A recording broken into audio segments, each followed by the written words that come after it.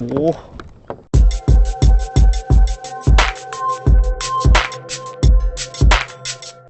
Hey everybody, welcome back to another video. If you're new here, my name's Kid. Well, before we get started today, I'd really appreciate it if you guys hit that subscribe button. Today's video, I'm going to try to troll for some catfish, some channel cats. I did bring bait with me. I got some white bass and a bluegill that we caught a few days ago. As I was loading up, as I was unloading the kayak, I saw a bunch of shad while I was unloading. So just doing that, I'll show you guys that real quick. One throw is all it took. I probably got like 3 dozen or so. Wow, got a ton of them right there. Probably good enough. Check out all these shads.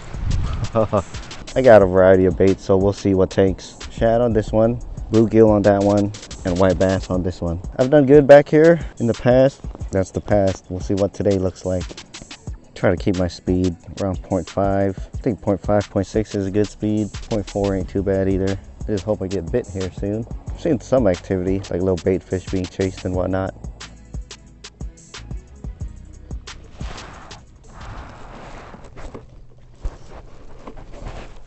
Is this the white bass? This was the white bass. Try not to get my lines tangled up. Come on. Wow. Oh no. Got tangled up anyways. Oh no. Oh no. That ain't good.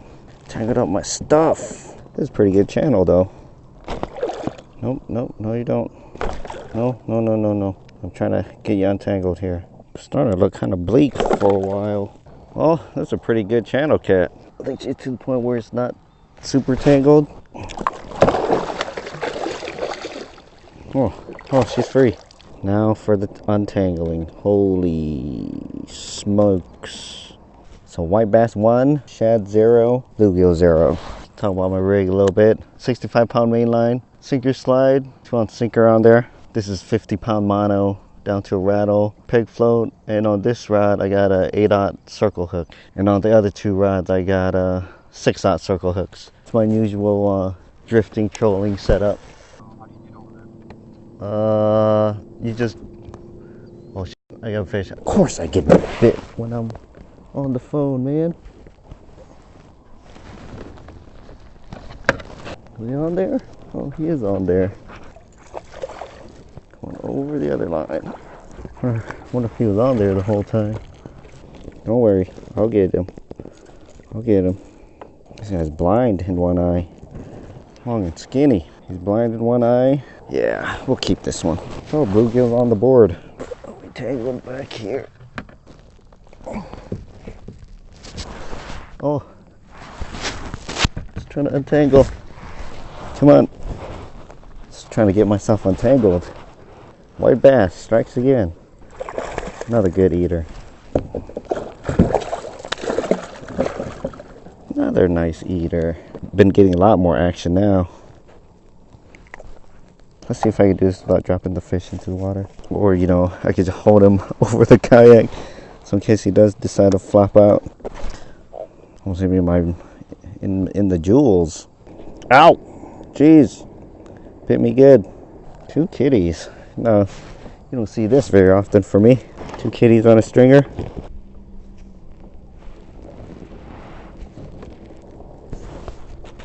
Oh, white bass strikes again. Oh, white bass is doing it. Oh, almost had a double.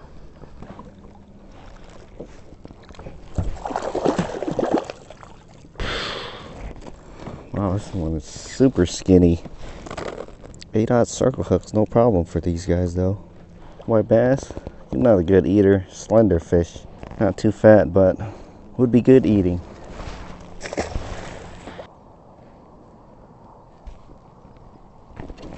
Wow.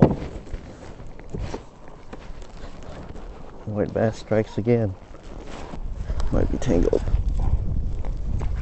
Oh, wow, he tangled me up good.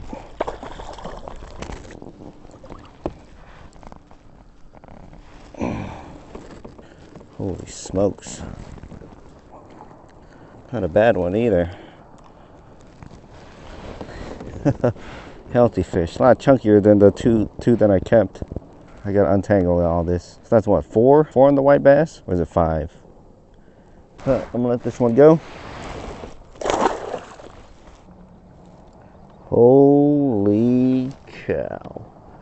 Get a load of this mess. Whoa. Whoa. Wow. Almost lost my cooler. The fish on. Yep, we're gonna have to secure that cooler down a bit more. Oh, there's 2 for the bluegill. No, he popped off right at the boat.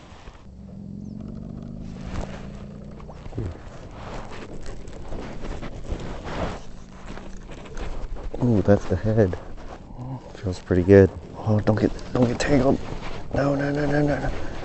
Last thing we need is another tangle. No.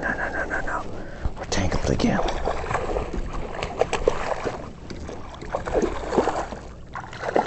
Oh, we're not tangled. That's a good one. Not bad.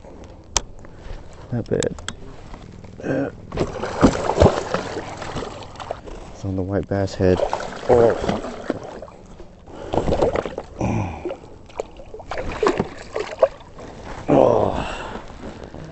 Not too shabby of a fish.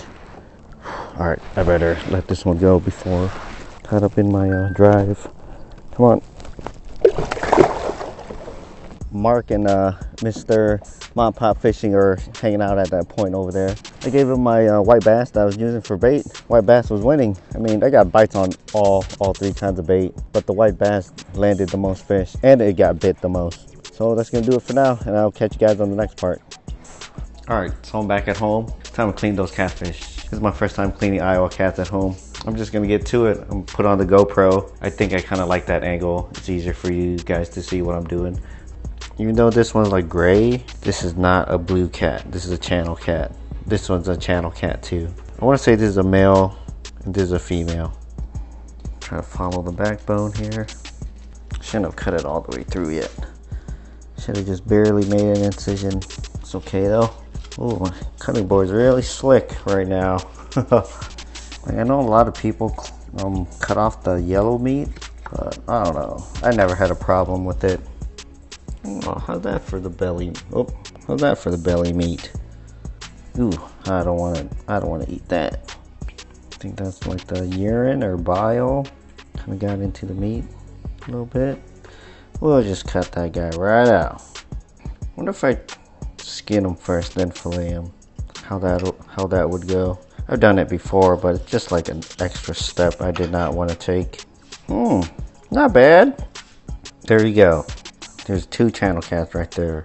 Got 2 fillets, or 4 fillets, excuse me. And 4 pieces of belly meat, and I tried to get the cheek meat. This is the best I could do. I know, I'm the worst. So I'm gonna go ahead and rinse these off real quick. This one's got quite a bit of red meat, but nah, I'm lazy. Yeah, the dish I plan on making is it's gonna have so much herbs and stuff in it. It'll probably get rid of most of the fishy taste anyway. You know what? Since we got the scale here, let's see how much meat we got. 2 pounds, 12 ounces. Oh, it was almost 3 pounds, including this and whatever water's left in here. 2.5 pounds maybe. I'm just gonna go ahead and chunk these up. I think I can get some pretty big chunks out of this, or not find these, so I can go a little bit bigger on the chunks. And one last rinse. Oh, brand new salt. Put some salt up in here. That's probably good. Let this sit in the fridge for overnight. And since trash day is on Thursday, what I like to do is freeze the guts until trash day. Water and salt have a weird relationship. Water always wants to move to where the salt is. That's why a dry rub or a salt rub on ribs or something, rub salt on it and it literally pulls moisture out of the meat. It's because water wants to move to wherever the salt is. That bath is saltier than the fillets. It's gonna pull out any water and blood that's in the fillets, and ideally creating a better tasting fillet. There's a little science behind the madness. Alright guys, so it's been a couple of days since I cleaned those fish. They've been soaking in that saltwater bath for 2 days now. I've already rinsed them off and I'm drying them out in the fridge right now. I'm in the living room right now because I think the setup here is a lot better than in my kitchen. I'm gonna do something a little bit different today, but before I get everything started, I gotta introduce you guys to somebody. Hi. This is Linda. What are you gonna make for us today, Linda? We'll be making Mok Pa, which is steamed fish. It can be catfish, tilapia, or salmon. A Laotian cuisine that's wrapped in bamboo, and yeah. Yeah. How would you translate Mok Pa? I don't know. I guess like just steamed fish and banana leaves. I guess basically. Well, Pa means fish in Laos, Yeah. and Mok is like I think it's just like the wrapping. the wrap. Of it. Yeah, because you do like Mokkai, which is chicken. All right. So what do we got here first? Okay. So you want to start with your fish, either 2 to 3 pounds of fish. That's what we'll be going with. Banana leaves, foil to wrap. You can use a mortar and pestle, or a bullet/blender, or any kind of blender. Personally, I'd rather use blender because it's easier and easier cleanup. But you can totally do it the old school way. Yeah, that's the traditional way. Yeah, we're not doing the traditional way, but it'll all be good at the end. So with the seasoning, hot pepper, hot Thai chili pepper, just freshly picked from the garden. Like these peppers are pretty spicy, so we're gonna go with nine Thai chili peppers. Dill, which was extremely hard to find. Oh, I had to go to 4 stores to find dill. I don't know what the deal is. You don't know what the deal is with the dill. I really love the aroma of dill. So in Mok Pa. Yeah, that's like essential. You cannot substitute it with anything. No, not even dried. Like fresh is best.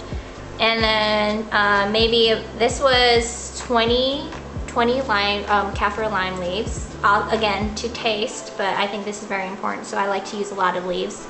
And chop it up. Lemongrass, a cup of lemongrass. So this was 4 stalks, so I just chopped it up. And then you want to get rid of like the woody parts, but yeah, you can chop it up. It'll be fine to eat when you steam. Chopped up shallots. This is about 20 shallots. This is also pretty important.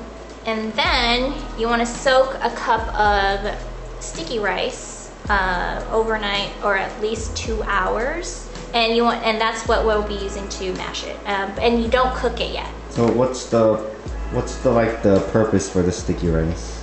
It holds it together. Like a binder? Kinda, yeah. And then it just it holds like the fish together, and also I feel like it holds in the flavors together too. Yeah. And you can also add egg if you want, but we won't be using egg as an agent to keep it together.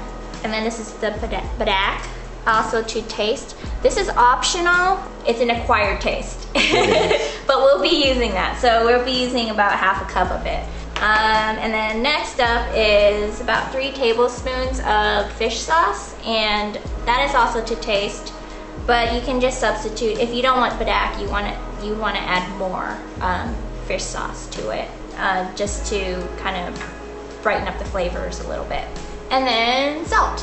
I would say about 1 tablespoon of salt. Banana leaves to wrap, and then foil. That's it. Pretty simple. Easy. Yes. Yeah, I made the chunks a little bit bigger this time than last time, because I wanted it a little bit more meaty. Yeah. Yeah, because last time, like, I did the nuggets as if I was gonna fry them, because the smaller you have the nuggets, the easier they'll fry. But with this, I want it a little bit more chunky. So we have a catfish in a large bowl. So we already have our rice and our lemongrass in the blender of your choice, combined already. And so the other ingredients that we need to have is the shallots. Just add it in. I might just blend it now. So now I have the rice, lemongrass, and shallots in the blender, and so we'll blend it just a little bit for right now. So just a little bit. We don't want like a puree. Not yet. So just blend it. Okay, that's good for now. Good for now. Okay. So open that up. And so we'll add the chili peppers. Like I said, we're gonna I chose 9. I like it spicy. And I'm then scared. just a little bit of Padek, like maybe half of it, half of the cup that we have, and then blend it again and into a paste. A paste? Yeah. So we don't blend this stuff? Not yet. No, we after the puree paste. Okay, that looks pretty good. As long as all like blended. Yeah? Yep. Okay, that's good. Ooh, that's spicy. Oh, there it goes. Now we combined our mixture onto our fish. Just right into the bowl. Oh man, that is spicy. I can smell the pepper. Yeah. So I'm just trying to get everything out because I really like my mokba seasoned. So now that we have that, just want to mix it together just with a spoon. You can use your hand, but I like to use a spoon. Add the rest of the Padek, the fish sauce, a little bit of salt. This is a pretty salty and fishy dish, so. Gotta eat it with tons of rice. Yep, just mix that together. And then the kaffir lime leaves and the dill. But yeah, so you just want to mix it together, combine it with a spoon, with your hand, whatever you want to do. I recommend if you want to mix it with your hands to use gloves because this dish can get quite spicy. My eyes are already watering because I can smell the peppers. You have the option if you want to let it sit for at least 2 hours to marinate. You can just steam it right away, like wrap it up and steam it right away. So personally for me, I like to let it sit and marinate overnight if you have the time to. So like if I plan to make mokba, I love to like make it 2 days, like a day or 2 in advance, because it will be okay to sit in the fridge for a little bit. So now I will go through the steps to wrapping the mokba. Okay, so now we're at the part where we'll be wrapping. First, grab a piece of foil. I'd say a little bit bigger than 10 by 8. So that's a little bit larger than the banana leaf, and just lay it flat in the center. At this point, adding however much fish you want per wrap is up to you. But I like to generally put in about a cup or so. And so just drop there in the center of the banana leaf. You want to fold up the hot dog way, the long way. Nice and even. On the sides, push up the middle, and then you'll have these flaps on the sides, and you just want to bring it towards the center on the long way, on both sides. And then do the same thing on the other side. Pushing up the center on the side, folding in the flaps into the center, and then seal it. It doesn't have to be airtight. And then here's our first package. Do you want to try? Yeah, I'll try one. Okay. Kids will demonstrate. Probably gonna mess this up. I've never done this in my entire life. Well, now you learned today. So I got the leaf on the foil. All right, so you said 1 cup. Yeah, about. Yeah? Just like that? Just like that. Towards, yeah, just up. Oh. Yeah. Make it like so that the crease is close to the catfish. And then straighten out the flaps, fold that over into the center. The flaps into the center. Roll it at the top to seal. Something like that. I don't know, which one looks better? Who did it better? Mine's long, I guess. This is more compact. Yeah, I like to make mine more compact. So this will, about 2 to 3 pounds will yield, I'd say 8 to 10 packs of mokba.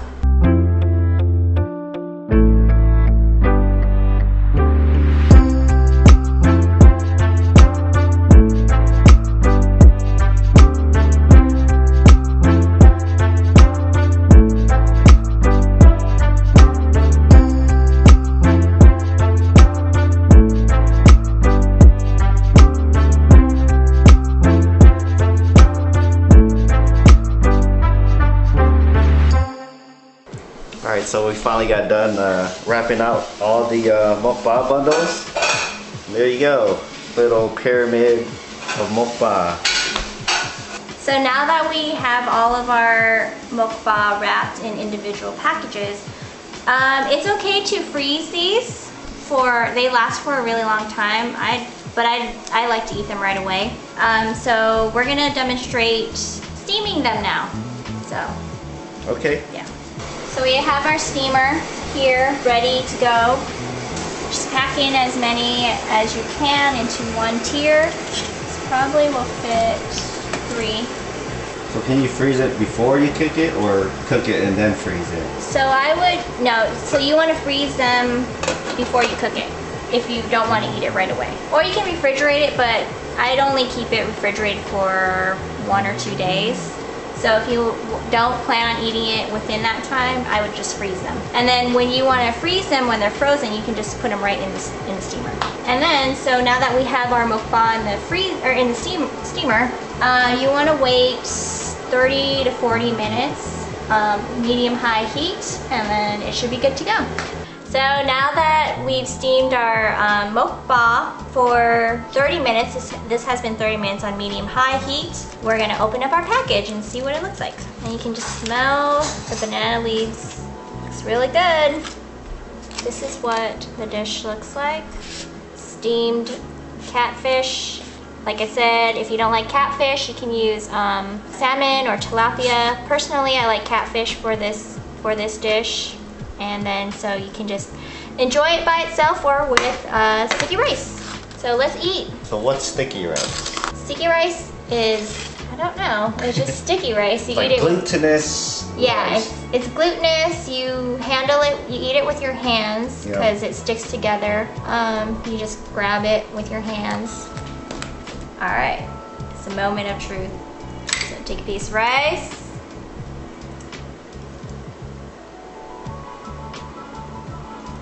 Yeah. Pretty good. Very good. All right, ball up your rice. Pretty good? It is. Good. Not I think this batch is better than your first batch you gave me. You think so? Okay, that was my first try at it, so. All right, everybody. So I guess that's gonna wrap it up for today. Well, that was fun. Yeah. Yeah. It was fun catching the fish. Not so fun cleaning the fish. That's the worst part. I hate that part. You're lucky I cleaned the fish. Yeah, I'm so glad you do. Yeah. Well, thank you for watching and letting me teach or kind of walk you through how to make this traditional dish, which is one of my favorites to make, so that's why I decided to learn how to make it. But yeah, it was a lot of fun, so thank you. If you guys like this video, give it a like. If you want to see more of Linda, leave it in the comments. And if you want to keep watching fishing and cooking videos, I'm going to try to do more cooking videos. So if you subscribe, I'm gonna keep cranking them out. Yeah. Yeah? All right. Well, thank you. Padek is a very fishy, fermented, rotten smell, so... You're not selling it very well. Yeah. I messed up. Huh. I messed up. What? I wasn't supposed to put the fish in yet.